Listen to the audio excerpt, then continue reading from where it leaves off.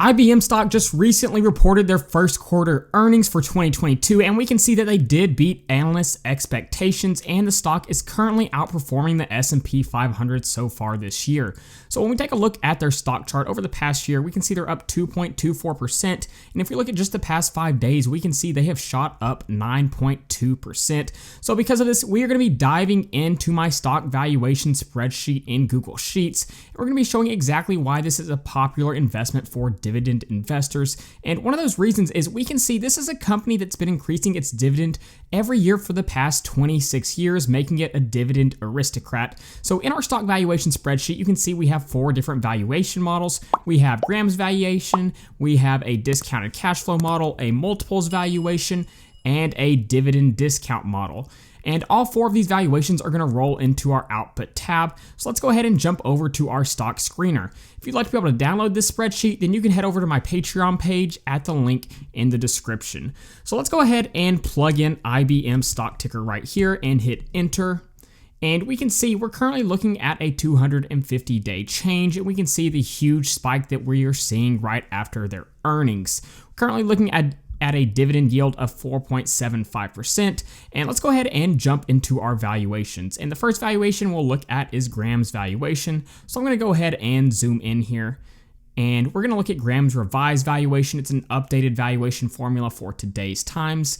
And essentially, this is a valuation model invented by Benjamin Graham. He was one of Warren Buffett's mentors, and he wrote the book, The Intelligent Investor. And essentially, he laid out a formula for us to value a stock. And the first thing we need is our earnings per share, which we have listed right here for IBM. And then we're going to take 7, which is the price to earnings of a company with no growth. We're going to add that to our growth rate projection, which analysts are expecting about 12.5 growth rate. We're going to multiply those two together, and then we're going to multiply that by 4.4, which is the average yield of AAA corporate bonds.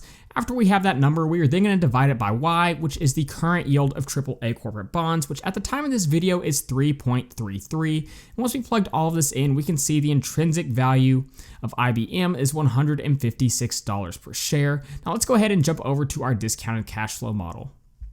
And essentially, the idea behind the discounted cash flow model is we can value a company based on its expected future free cash flows.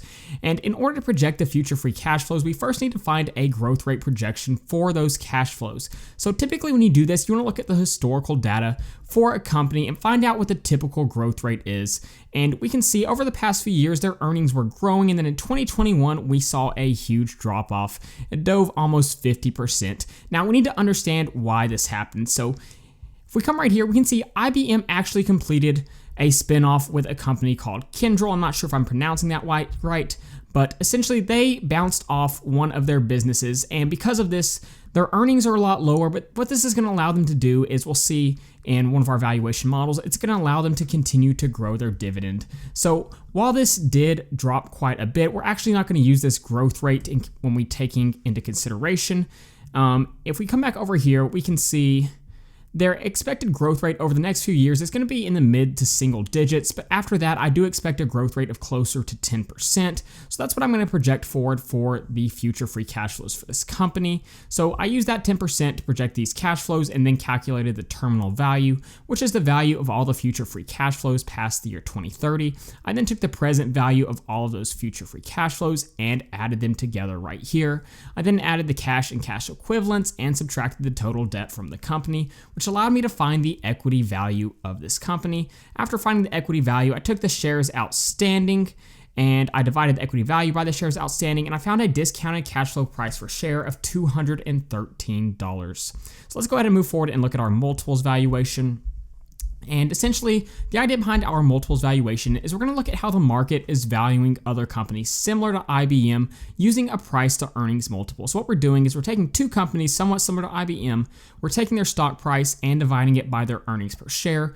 This gives us a price to earnings multiple. So this is how the market is valuing similar companies. We take an average price to earnings multiple between these 2 companies, and we multiply that by IBM's earnings per share. And using this, we can see we come to an intrinsic value of $184 per share. Now let's go ahead and look at our dividend discount model.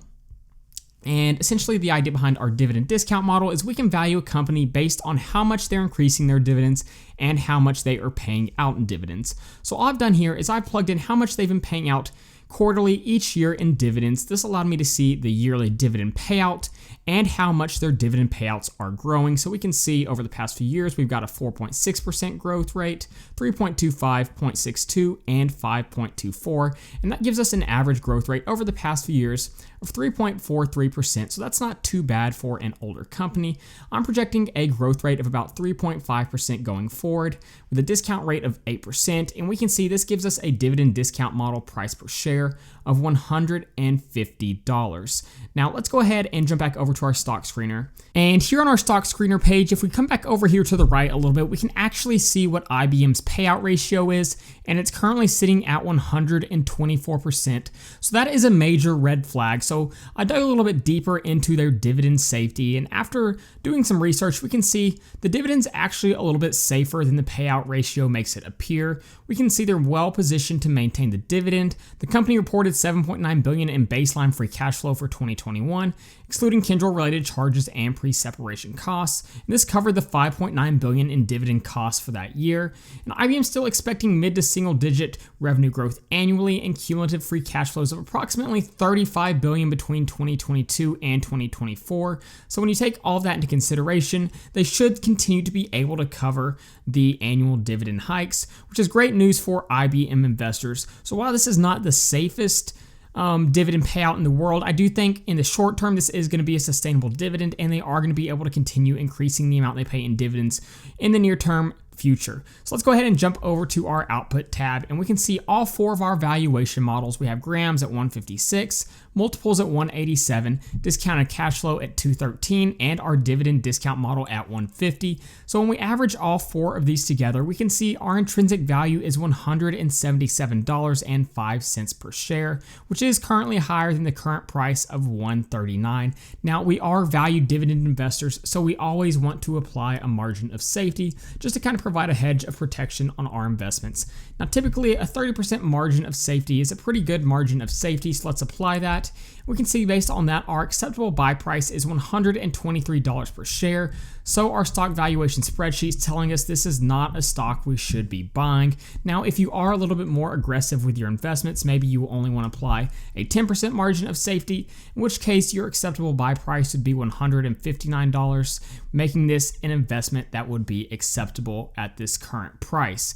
As for me personally, I do already hold some IBM shares in my portfolio, so I was really happy to see the nice earnings report and to see the stock price grow. I don't currently plan on adding more shares to my portfolio, but I am going to continue to reinvest dividends. So that being said, go ahead and let me know in the comments below what your thoughts on IBM stock are. If you'd like to be able to download this spreadsheet, then you can head over to my Patreon page at the link in the description. I'm also planning on creating a Discord server in the near future, so go ahead and join my Patreon page if you'd like to be included in that. Also, go ahead and follow me on Twitter to stick along with my dividend investing journey.